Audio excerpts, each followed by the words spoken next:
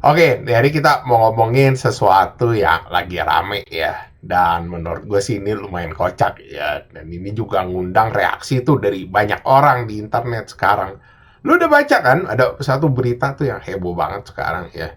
Jadi katanya ada orang akalin situs judul gitu, atau ngejebol situs judul, tapi ujung-ujungnya ditangkap.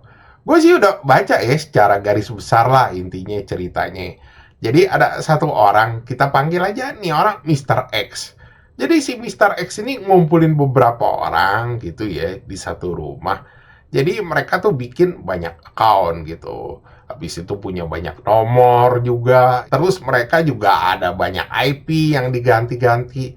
Intinya satu orang tuh bisa digaji sebulan 1,5 juta sama si Mister X ini. Ya mereka ngapain? Jadi kan lo tahu kan sering lihat kan iklan-iklan judol tuh misalnya baru pertama kali buka gitu langsung dapat cashback 15%, 10% atau 5%.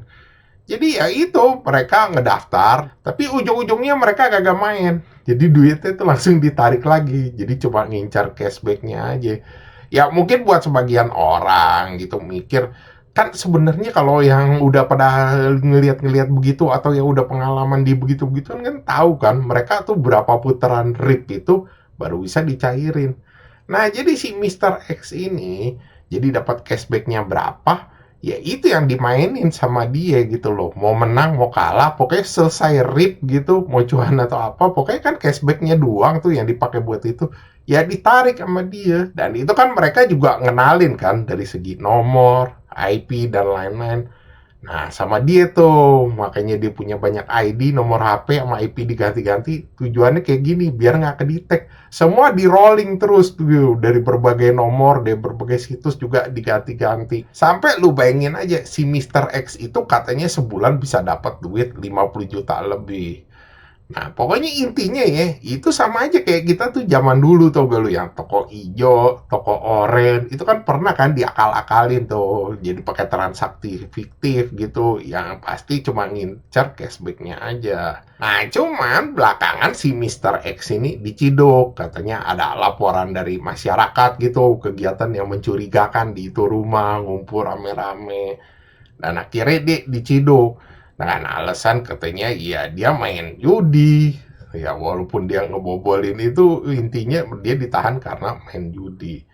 Nah, akhirnya banyak masyarakat tuh yang ngomong katanya sebenarnya dia orang kayak Robin Hood gitu aja, jadi bisa ngejebol tuh hal-hal tuh ya yang istilahnya ilegal. Dan akhirnya mereka juga kan pada ngeliat kan dia diciduk nih, dibilang gitu, waduh jangan-jangan ada sesuatu nih, ada sesuatu nih. Ya kalau menurut gua sih, kalau dari segi salah ya salah sih. Yang pertama kan ngakal-akalan, terus kedua juga main judol. Ya cuman yang maksud gua ya mungkin bisa lebih humanis kali dan dipikirkan juga ya yang mereka jebol ini situs-situs tuh ya yang udah jadi momok buat masyarakat sama momok juga buat polisi. Ya emang dari satu sisi apa yang mereka lakuin salah. Cuma bisa dilihat dari sisinya yang lain lagi sih di mana mereka tuh ngebikin rugi ngejebol tuh hal-hal yang ngerugiin ke masyarakat. Ya kalau gue bilang sih ada prioritas yang lebih penting sih kalau bisa diutamain yang mau diciduk-ciduk. Ya ambil contoh kayak BD-BD-nya, agen-agennya, dan afiliasi-afiliasi pendukung mereka. Ya ambil contoh lah, ya, lu tahu yang tukang ngiklan-ngiklan tuh biasa spam komenan di media sosial, di Facebook, YouTube, di Twitter gitu.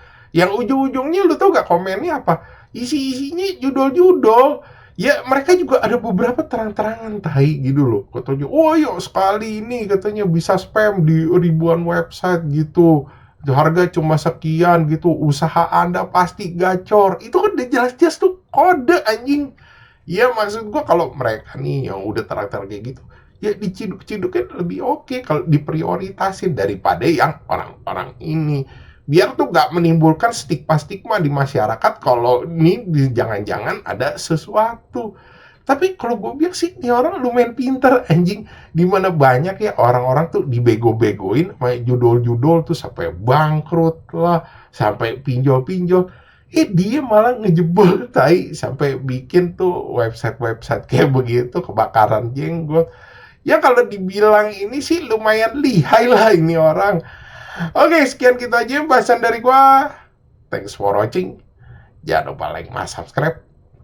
Thank you.